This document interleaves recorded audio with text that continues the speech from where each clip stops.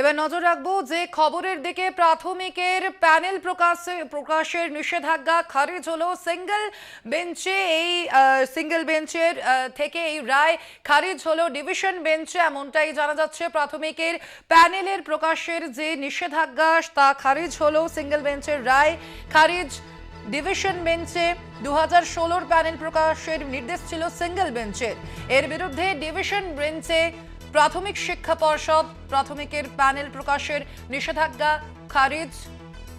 এ বিষয়ে আরো বিস্তারিত জানবো। ফোন লাইনে রয়েছেন আমাদের প্রতিনিধি পল্লব চট্টোপাধ্যায়। পল্লব, কি জানা যাচ্ছে এ বিষয়ে? হ্যাঁ, এটা হচ্ছে 2014 সালের ট্রেড।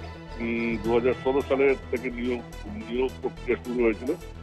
অভিজিৎ গাঙ্গুলি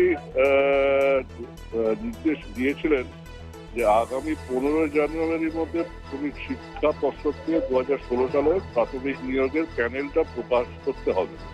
যদি প্যানেল আগে থেকে প্রকাশিত হয়ে থাকে সেই প্যানেলটা আদালতে পেশটা করতে হবে।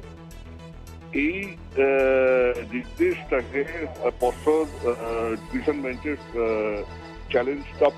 চ্যালেঞ্জটা করে আজকে বিচারপতি সোমেন সেনের ডিভিশন বেঞ্চ সেই নির্দেশের অংশবিশেষ বলতে গেলে খারিজটা করেছে।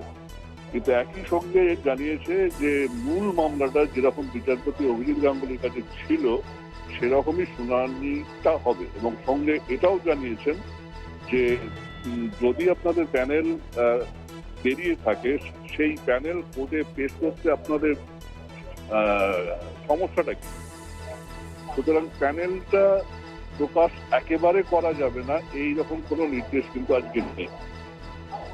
হ্যাঁ, একেবারে ধন্যবাদ তোমাকে পল্লব।